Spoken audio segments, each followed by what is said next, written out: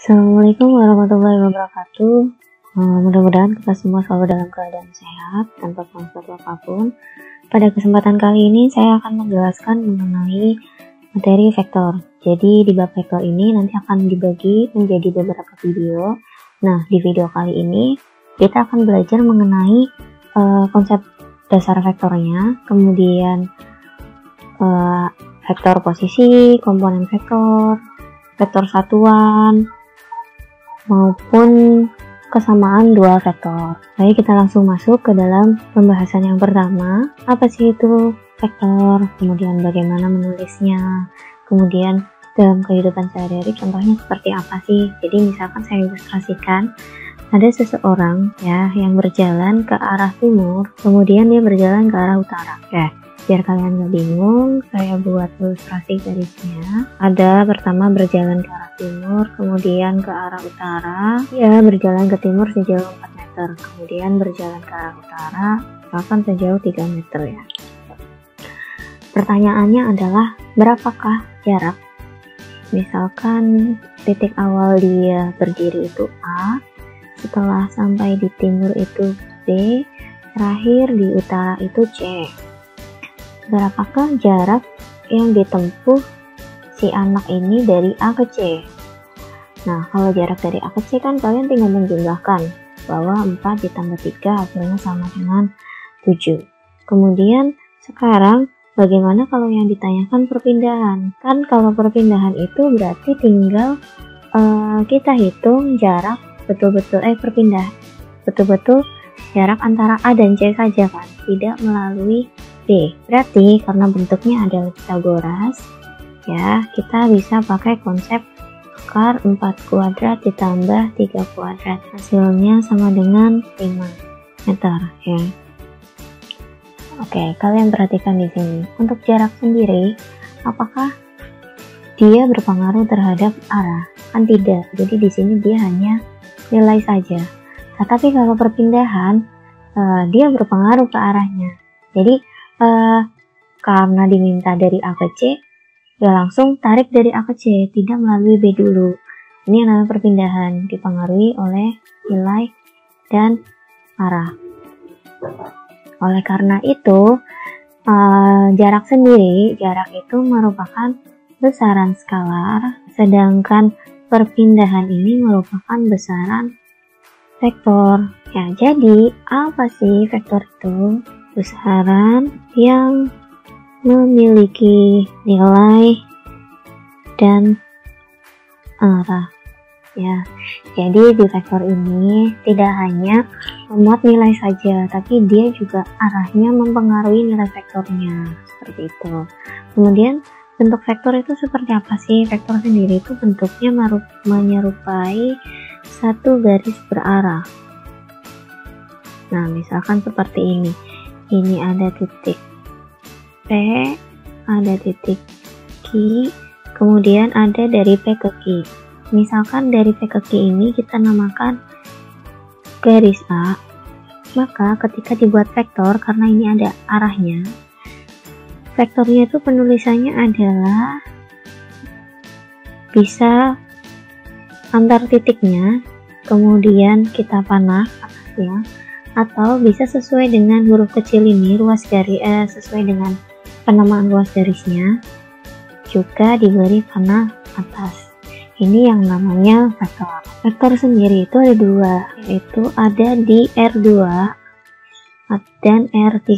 R2 itu apa? R2 itu berarti bidang koordinat, bidang datar. Kemudian kalau R3 itu berarti bidang ruang. Kemudian apa sih perbedaannya antara bidang datar dan bidang ruang? Oke. Sebelum masuk ke perbedaan, kita masuk ke dalam komponen vektor terlebih dahulu. Jadi karena kita ada dua bidang R2 dan R3 ya. Bedanya adalah gini, kalau R2 kita kan fokus ke dalam titik-titiknya itu hanya di X dan Y, di sumbu X dan di sumbu Y. Tetapi kalau misalkan R3 itu kan ada sumbu X, sumbu Y, dan sumbu Z ya, karena dia bentuknya adalah ruang. Nah, di sini untuk komponen vektor sendiri dinyatakan dalam bentuk, misalkan ada sebuah vektor AB dinyatakan dalam bentuk komponen horizontal dan komponen vertikal. Contoh komponen horizontal dan komponen vertikal gimana sih? Oke, kita langsung masuk ke bentuk koordinatnya sekalian. Jadi di sini sudah saya sajikan beberapa titik pada bidang datar atau koordinat kartesius di sumbu X dan di sumbu Y. Untuk titik A sendiri, titik pangkal ya, karena di sini saya tidak bisa menuliskan hanya O saja, tetapi bisanya menggunakan titik dari A, harus urut, tidak bisa langsung O. Kemudian ada titik-titik lainnya, ada titik B, titik C, titik D, dan titik E. Misalkan saya mau membuat komponen vektor, mau membuat vektor BC. Oke, BC itu komponennya apa aja sih? Nah, yang dimaksud komponen horizontal dan komponen vertikal itu seperti ini ya.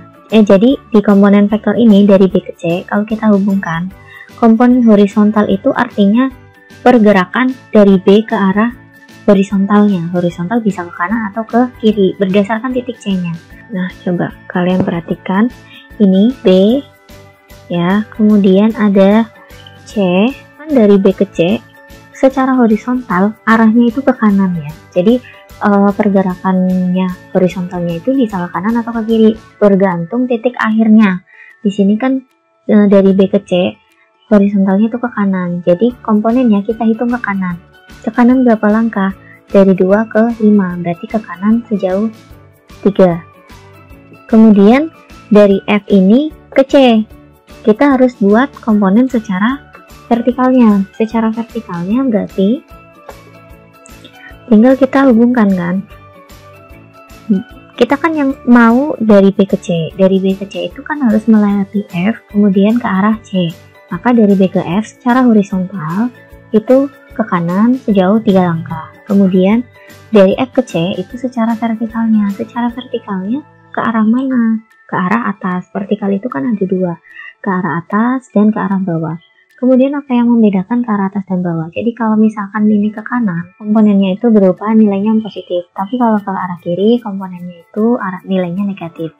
Kemudian kalau secara vertikal, ke atas itu positif, ke bawah itu negatif. Maka di sini kita dapat ke atas itu nilainya sama dengan 4. Kemudian betul nggak sih kalau kita buat vektornya? Kita buat vektor dari B ke C. Nah, ini dinamakan vektor U ya. Kalian perhatikan di paling bawah sebelah kiri, kursornya Bu Rizka. Vektor U itu komponen horizontalnya itu 3, komponen vertikalnya itu 4. Jadi seperti ini untuk komponen horizontal dan komponen vertikal. Coba kalau kita lihat, kita buat yang DE, kita buat vektor.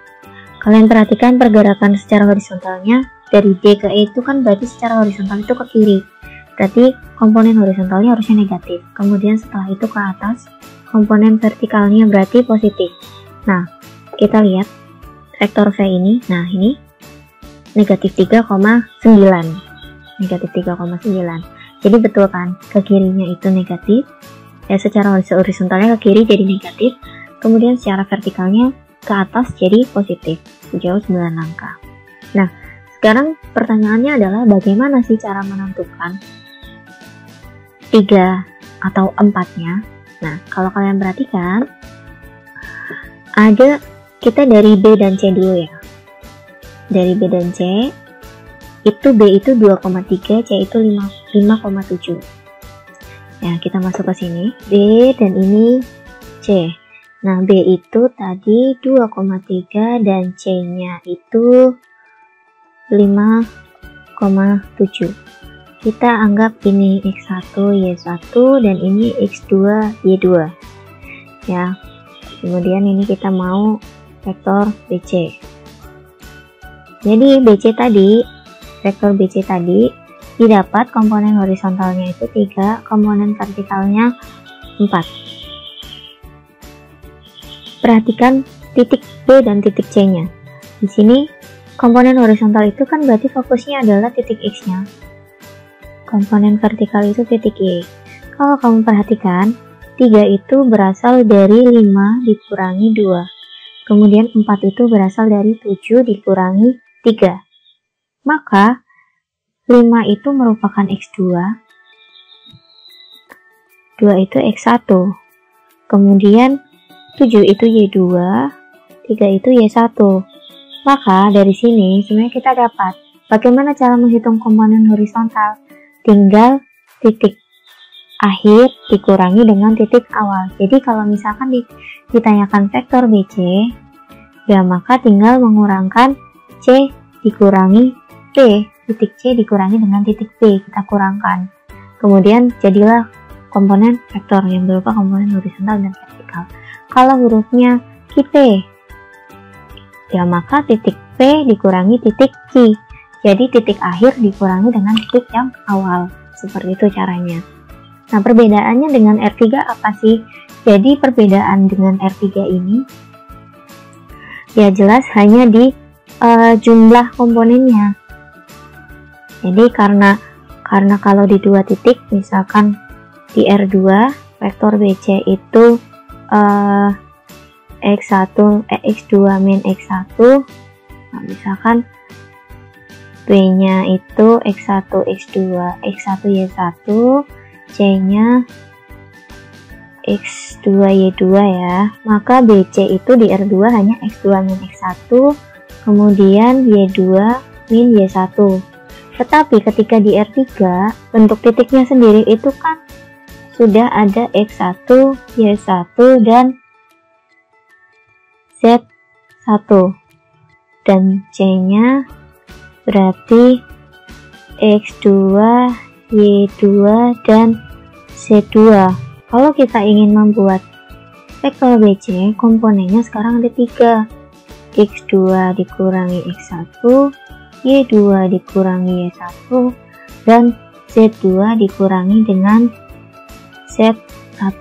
Yang membedakan hanya itu. Secara perhitungan ya sama, tinggal kita kurangi saja masing-masing komponennya. Terus kalau di R3 itu seperti apa gambarnya dulu? Oke, kita masuk ke ini. Oke ya, di sini sudah ada vektor. Di R3 nih bentuknya seperti ini. R3 kalau kita bolak-balik. Jadi untuk merah sendiri itu sumbu X, hijau itu sumbu Y, kemudian biru itu sumbu Z. Nah, bentuknya itu seperti ini. Coba di sumbu X dan sumbu Y itu kan datarnya kan, bidang datarnya. Kemudian ini bidang datarnya. Kemudian sumbu Z itu ada bidang yang menembus bidang datar itu, menembusnya di titik pangkal. Nah, terus kalau kamu perhatikan betul-betul titik B, lihat titik B itu di garis merah itu kalau kita tepat di 2, di hijau itu tepat di 3. Kalau di biru itu tepat di 5, karena kita minta titiknya adalah 2,3,5. Kemudian yang titik C, negatif 2 di merah, 4 di biru, ya. Kemudian di hijau itu negatif 1. Betul ya. Nah, ini yang membedakan hanya ini dari R2 dan R3 secara datar dan ruang. Nah, kalau kita hubungkan B dan C menjadi sebuah vektor, vektornya komponen X-nya itu ada negatif 4, kemudian komponen Y-nya negatif 4, dan komponen Z-nya negatif 1. Nah, kan sama kan, sama saja. Jadi kalau kita tulis bahwa B-nya itu tadi 2, 3, 5, C-nya itu negatif 2, negatif 1, sama 4. Maka di sini BC kita kurangkan, negatif 2 dikurangi 2, negatif 1 dikurangi 3, 4 dikurangi dengan 5. Maka hasil akhirnya negatif 4, dan negatif 1. Nah, betul secara perhitungan. Hasilnya negatif 4, dan negatif 1. Nah, seperti itu hanya yang membedakan antara R2 dan R3. Jadi, untuk R3 sendiri kalau kita gambar di buku kan memang agak susah ya. Jadi, kalau misalkan kalian menemui soal R3 pun, ya lebih ke meminta perhitungan, tidak perlu digambar gitu. Kecuali kalau R1. Karena buku kita juga bidang datar, menulis vektor. Ya, oke, yang pertama itu ada menulis vektor dalam bentuk vektor kolom. Kalau vektor kolom kayak tadi, bentuknya adalah atas bawah, komponen horizontal maupun komponen vertikal. Ya, jadi kalau di ini R3 ya bentuknya PQR. Kemudian yang kedua ada vektor baris. Ya, kalian juga bisa menulis dalam bentuk ini, baris. Kalau menulis dalam bentuk baris, masing-masing komponennya dipisahkan dengan koma. Oke, yang ketiga adalah vektor basis. Karena di sini ada vektor BC yang komponennya AB dan vektor AB yang komponennya PQR. Nah, ketika dituliskan dalam vektor basis, maka vektor BC itu modelnya kita tulis dalam bentuk penjumlahan dan tambahkan I untuk komponen X dan J untuk komponen Y. Kemudian di R3 karena ada komponen Z itu ditambahkan dengan K.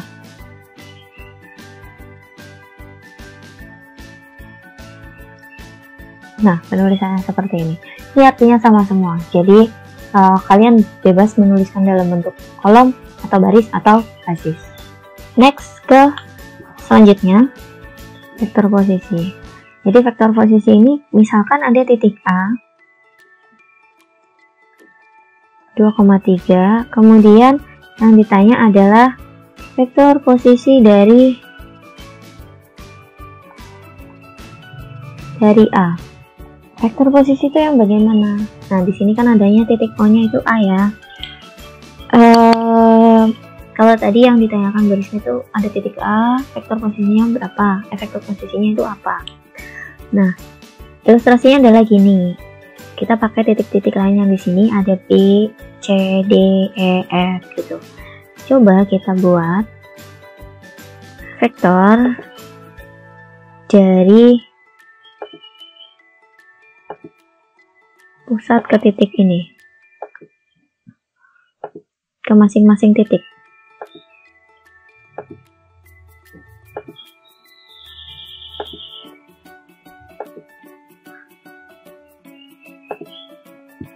Nah, ini ya, ini beriskan beringan. Ya, ada titik B, C, D, E, F. Kemudian dari titik pangkal kita tarik ruas garis yang ke arah masing-masing titik tersebut. Maka akan terbentuk vektor OB maupun vektor OC maupun vektor OE, vektor OF, seperti itu ya. Nah, kemudian setelah terbentuk ini, kalian perhatikan besaran vektornya. Ini beri nama sesuai titik ujungnya, yaitu titik B, C, E, D, F ya. Vektor B kecil, E, D, F, C ya, dengan huruf kecil ya. Nah, kalian perhatikan ada vektor B.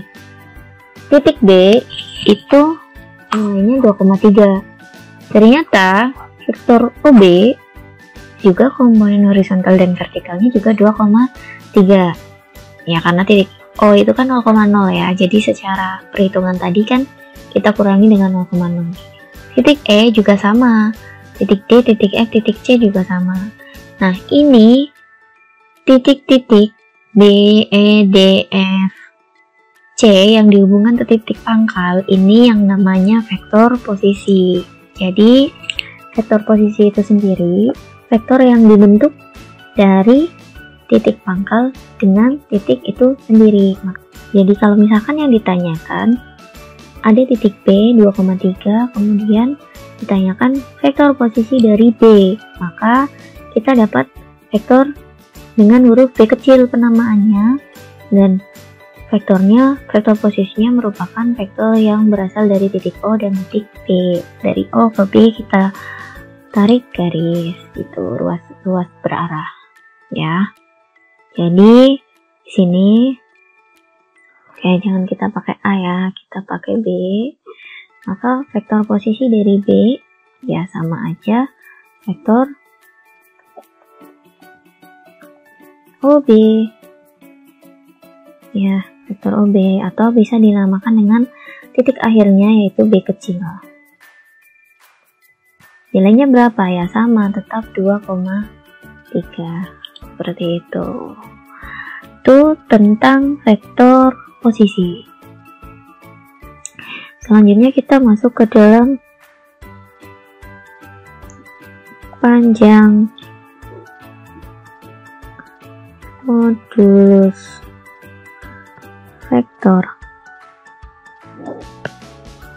Jadi kalau ada vektor AB, misalkan panjangnya, karena AB vektor itu kan ruas garis ya. Kalau ruas garis itu bisa dicari panjangnya. Kalau bisa dicari panjang, kita bisa hitung panjang AB. Jadi panjang vektor AB itu dilambangkan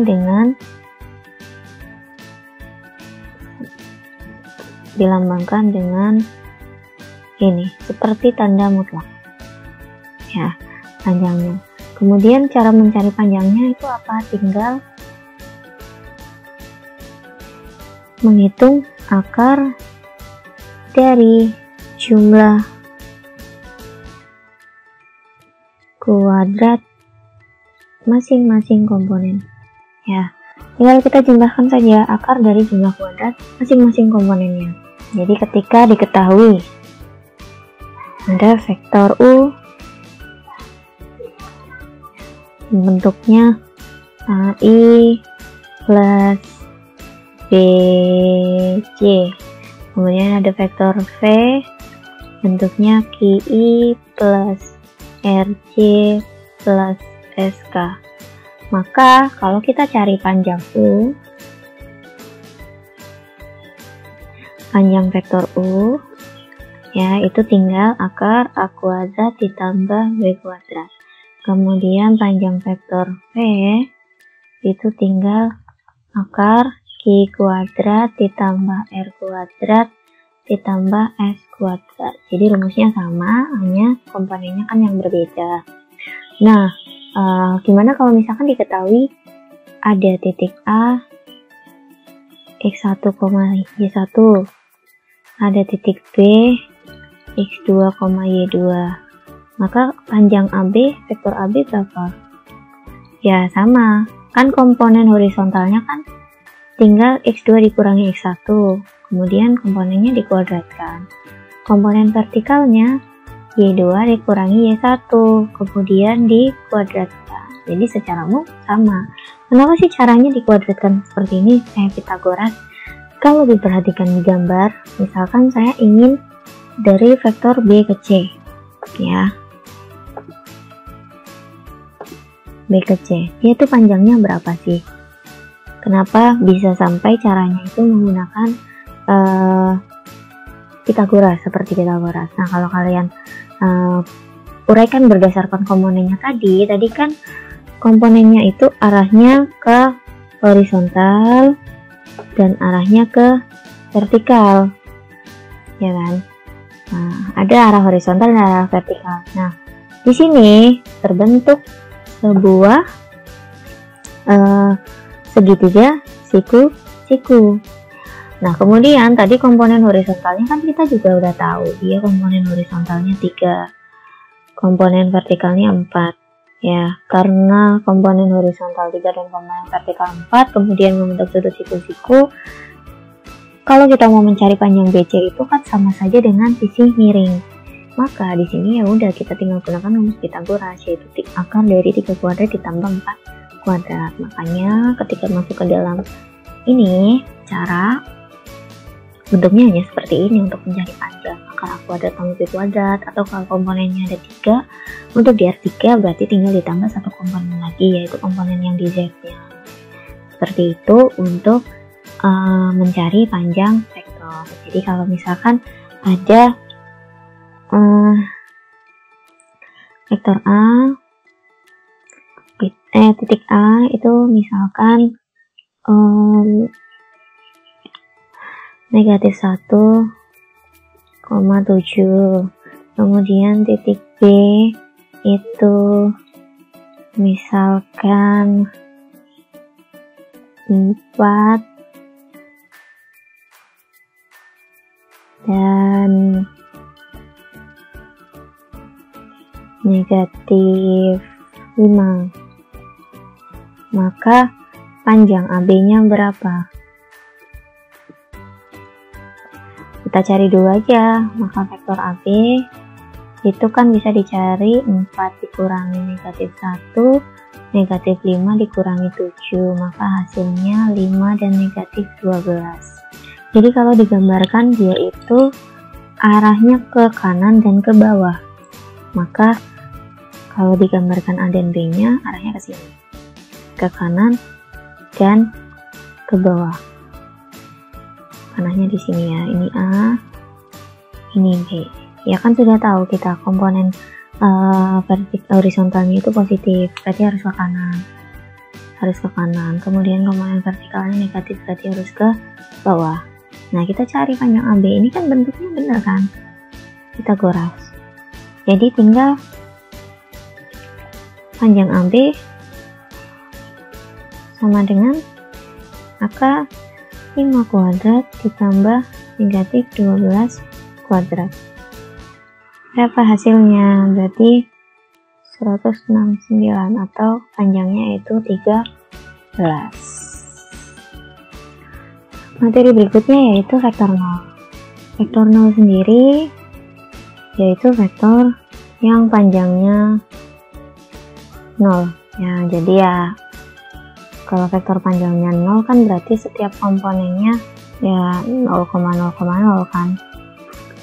Jadi panjangnya semuanya 0. Contohnya vektor yang seperti apa? Vektor misalkan vektor AA dari A ke A, BB, CC. Nah, vektor 0 ini dilambangkan dengan O, kemudian di panah atasnya. Jadi kalau misalkan kayak di koordinat kartesius atau di ruang di R3 itu kan titik pangkal itu O, ini titik. Karena ini ada garisnya, garis panah atasnya, ini artinya melambangkan vektor. Vektor 0. Gitu. Nah, selanjutnya masuk ke materi vektor satuan. Kalau tadi vektor 0 itu kan panjangnya 0. Kalau vektor satuan panjangnya itu 1. Kita harus diminta bisa menghitung vektor yang panjangnya satu satuan kalau diketahui sebuah titik misalkan. Karena panjangnya satu satuan, jadi ada beberapa vektor.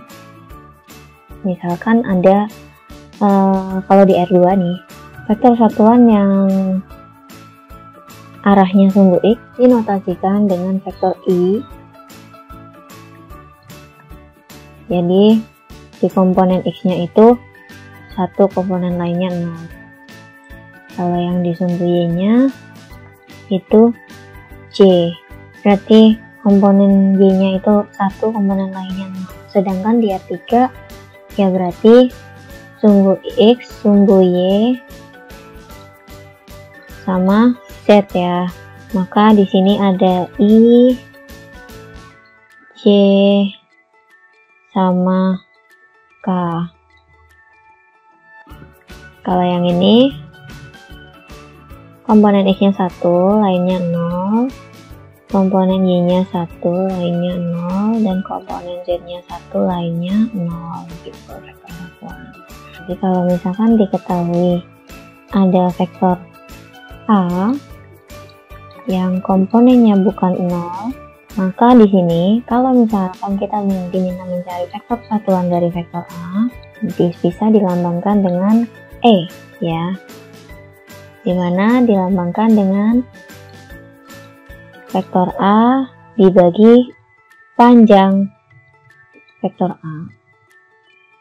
1 per panjang vektor A-nya P kuadrat ditambah Q kuadrat dikali vektor A-nya. Contoh, misalkan vektor A itu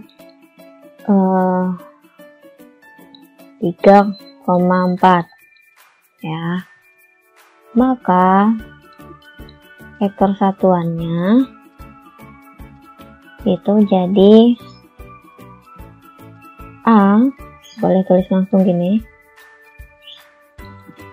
per akar 3 kuadrat ditambah 4 kuadrat. Maka di sini hasilnya karena akar 25 kan berarti 1/5 dikali 3 dan 4. Maka jadinya vektor satuannya adalah 3/5 dan 4/5. Nah, kalau kalian mau buktikan bener nggak ini panjangnya 1, ya udah tinggal dicari ini vektor satuannya 1. Kalau kita akar 3/5 kuadrat ditambah 4/5 kuadrat, maka akar 9/25 ditambah 16/25, jadinya 25/25, 1 kan. Nah, ini yang dinamakan vektor satuan. Jadi at the end harus panjangnya itu sama dengan 1. Dicari dengan cara seperti ini. Terakhir yaitu kesamaan dua vektor. Apa sih yang dimaksud dengan kesamaan dua vektor ini? Ya, besar dan arah harus sama. Besarnya sama, arahnya beda, berlawanan misalkan. Ya berarti ini tidak sama. Yang namanya kesamaan dua vektor, besarnya sama, arahnya juga sama. Dan ini dipastikan dua vektor yang saling sejajar juga. Tapi kalau ada besar sama, sejajar juga, dia belum tentu sama. Karena bisa jadi arahnya berbeda. Nah, jadi kalau vektor sama misalkan ada PQ sama dengan SR, ya berarti arahnya harus sama. Oke ya, kita masuk ke dalam contoh nih. Kalau misalkan ada dua vektor yang sama, pasti bisa dipastikan tiap komponennya itu akan sama dan arahnya juga sama. Dan dipastikan dia juga pasti sejajar. Misalkan kita akan membuat vektor dari B ke C. B ke C. Kemudian dari H ke D. Kalian lihat. Nah, perhatikan di sini. Nah, vektor U dan vektor V di sini. Ya, ada yang komponennya 3 dan 4, 3 dan 4. Jadi ini dua vektor yang sama. Komponennya sama, arahnya juga sama. Tapi kalau kita coba, kalau misalkan walaupun sama-sama dari antara H dan G ini ya, kita balik arahnya. Kalau kita balik arahnya, vektor GH, walaupun dia tetap sejajar, panjangnya juga sama, tapi arahnya beda sehingga mengakibatkan komponennya juga beda, berubah jadi negatif 3 dan negatif 4. Seperti ini. Ini konsep dari kesamaan dua vektor. Jadi harus betul-betul panjangnya sama, komponennya sama, arahnya sama, dan sejajar. Itu yang namanya kesamaan dua vektor. Tuh. Kemudian contohnya gimana Bu? Nah, misalkan diketahui ada titik P, Q, R, dan M. Di sini diketahui bahwa vektor PQ itu akan sama dengan vektor RS. Maka tentukan 2A dikurangi B. Ya, kita diminta menentukan ini. Jadi karena kita panduannya sama, berarti kita hitungkan 2 PQ, maka Q dikurangi P ya. 37 dikurangi 24 sama dengan 10 dikurangi 1B. Maka didapat hasil di sini 1 dan 3 itu sama dengan A ditambah 1, 10 dikurangi B. Jadi kita dapat A tambah 1 itu sama dengan 1, maka A-nya sama dengan 0. Kemudian 10 dikurangi B sama dengan 3, maka 10 min 3 sama dengan B, B-nya sama dengan 7. Jadi 2A dikurangi D itu sama dengan 0 dikurangi 7. Hasilnya negatif 7. Nah, untuk video kali ini cukup sekian. Kita lanjut lagi nanti di video berikutnya membahas mengenai operasi pada vektor. Sekian, terima kasih atas perhatiannya. Wassalamualaikum warahmatullahi wabarakatuh.